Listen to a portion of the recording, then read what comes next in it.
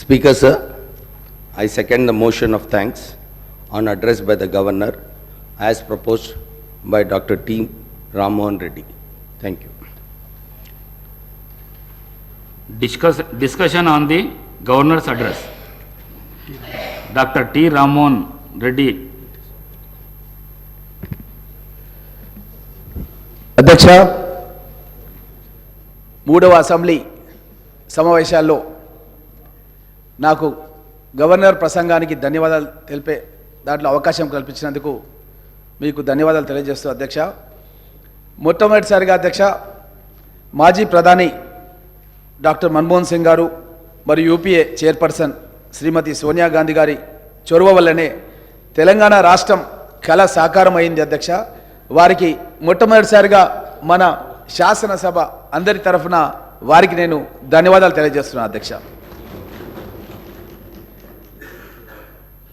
అదేవిధంగా అధ్యక్ష, తెలంగాణ ప్రదేశ్ కాంగ్రెస్ కమిటీ అధ్యక్షులు యనమల రేవంత్ రెడ్డి గారి సారథ్యంలో తెలంగాణ రాష్ట్రంలో అలుపెరుగని పోరాటం చేసి కాంగ్రెస్ ప్రభుత్వం ఏర్పాటు కావడానికి కృషి చేసినందుకు వారికి సంతోషంగా మేమంతా కూడా చప్పట్ల ద్వారా ధన్యవాదాలు తెలియజేస్తున్నాం అధ్యక్ష.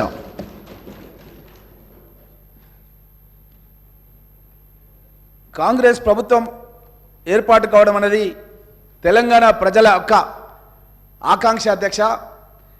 ఎందుకంటే ఇనుప కంచెలతో తెలంగాణ రాష్ట్రంలో ఉన్న స్వేచ్ఛా వాతావరణం ఏదైతే వస్తుందని చెప్పి ఆశించిర్రో ఎక్కడికక్కడ దిగ్బంధాలు, ఎక్కడికక్కడ అరెస్టులు, ఉద్యమాన్ని ముందుకు ప్రజల సమస్యల్ని ముందుకు తీసుకెళ్లాలంటే కూడా తీసుకెళ్ళనీయకుండా మేమేదన్నా కార్యక్రమం చేయాలంటే కూడా మా ఇంటి ముందుకు ఉదయాన్నే లేవగానే పోలీసులు వచ్చి అరెస్ట్ చేసేవాళ్ళు అధ్యక్ష. కనీసం ధర్నా చౌక్ను ఏర్పాటు చేస్తే అక్కడ కూడా మాకు ధర్నాలు చేయకుండా ఈ విధంగా ఎన్నో ఇబ్బందులు కల్పించినటువంటి పరిస్థితులు గతంలో ఉండేవి అధ్యక్ష.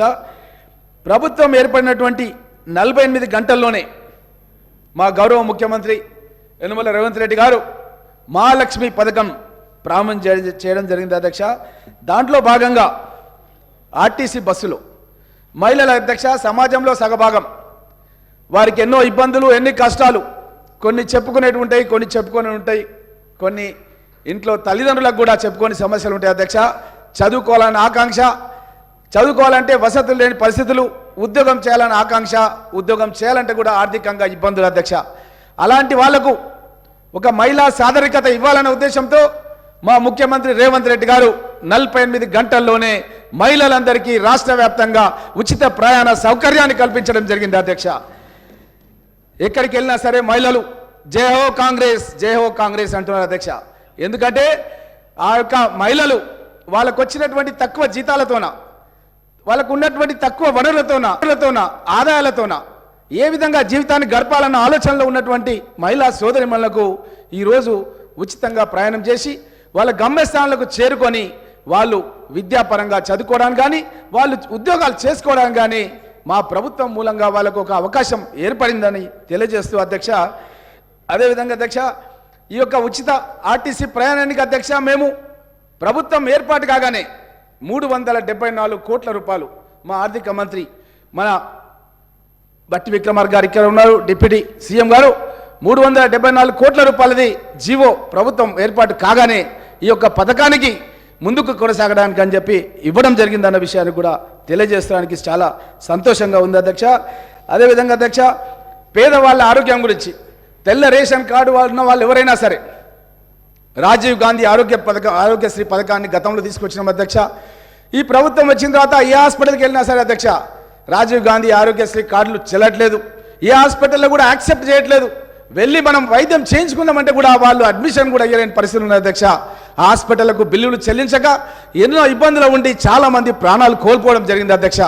అలాంటి పేద ప్రజల గురించి దృష్టిలో పెట్టుకొని మా యొక్క ముఖ్యమంత్రి రేవంత్ రెడ్డి గారు అయిన వెంటనే మా యొక్క 6 పథకాల్లో భాగంగా ఆరోగ్యశ్రీ పథకాన్ని చేయుతలో చేర్చి ఆ పథకాన్ని వెంటనే 48 గంటల్లోనే పేద ప్రజల గుండెలు ఆగొద్దని 48 గంటల్లోనే 10 లక్షల రూపాయల వరకు కాంగ్రెస్ ప్రభుత్వం ఏర్పాటైన 48 గంటల్లోనే ఈ యొక్క 10 లక్షల రూపాయలని ఏ ఒక్క హాస్పిటల్ అయినా సరే ఆరోగ్యశ్రీ ఎంపానల్డ్ హాస్పిటల్ ఏదైనా సరే తెలంగాణ రాష్ట్రంలో తప్పకుండా వారికి ఈ యొక్క పథకం మూలంగా వాళ్ళకు ఎలాంటి రోగాలు ఉన్నా సరే అది గుండె ఆపరేషన్ కావచ్చు, క్యాన్సర్ కావచ్చు, కిడ్నీకి సంబంధించిన సమస్యలు కావచ్చు, ఎలాంటి సమస్యలున్నా సరే అక్కడ ఆరోగ్యశ్రీ డెస్క్ ఏర్పాటు చేస్తాం. ఆరోగ్యశ్రీ డెస్క్ ద్వారా పేద ప్రజల యొక్క ప్రాణాలు కాపాడడానికి ముఖ్యమంత్రి గారు చొరవ తీసుకున్నారన్న విషయాన్ని కూడా మీ దృష్టికి తెలియజేస్తున్నాం అధ్యక్ష. అదేవిధంగా అధ్యక్ష, కాంగ్రెస్ పార్టీ అధికారంలోకి రావడానికి సోనియా గాంధీ గారు, మా యొక్క మల్లికార్జున్ ఖర్గే గారు పార్టీ అధ్యక్షతన హైదరాబాద్లోని తుక్కుగూడ దగ్గర మహేశ్వరం నియోజకవర్గంలో కాంగ్రెస్ పార్టీ గ్యారంటీ కార్డును మేము ఆవిష్కరించిన అధ్యక్ష. మా గౌరవ ముఖ్యమంత్రి రేవంత్ రెడ్డి గారి అధ్యక్షతన ఆ రోజు కార్యక్రమం జరిగింది. కాంగ్రెస్ పార్టీని అధికారంలోకి తీసుకొస్తే మహాలక్ష్మి పథకం మహిళలకు అధ్యక్ష, చాలా మందికి గతంలో మనం భర్త చనిపోయిన వాళ్ళకి కానీ వికలాంగులకు కానీ మనం పెన్షన్లు ఇచ్చే కార్యక్రమం ఉంటుండే అధ్యక్ష. కానీ కాంగ్రెస్ ప్రభుత్వం వచ్చిన తర్వాత మొట్టమొదటిసారిగా కర్ణాటక రాష్ట్రంలో మహిళలందరూ కూడా పెన్షన్లు ఇచ్చే పథకాన్ని తీసుకొచ్చినాం అధ్యక్ష.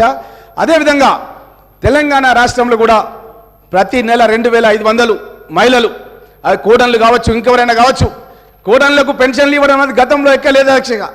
ఒక కుటుంబం ముందుకు జరగాలంటే ఆ కోడలు పడే కష్టాలు చాలా ఉంటాయి అధ్యక్ష. కుటుంబ పోషణ అనేది చాలా కష్టం అధ్యక్ష.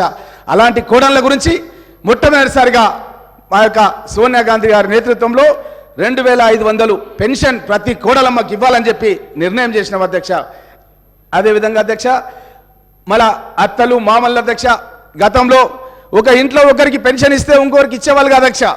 కానీ మేము కాంగ్రెస్ ప్రభుత్వం ఏర్పాటైన తర్వాత ఆ 2000 ఉన్న పెన్షన్ ఎక్కడ సరిపోతలేదు అధ్యక్ష.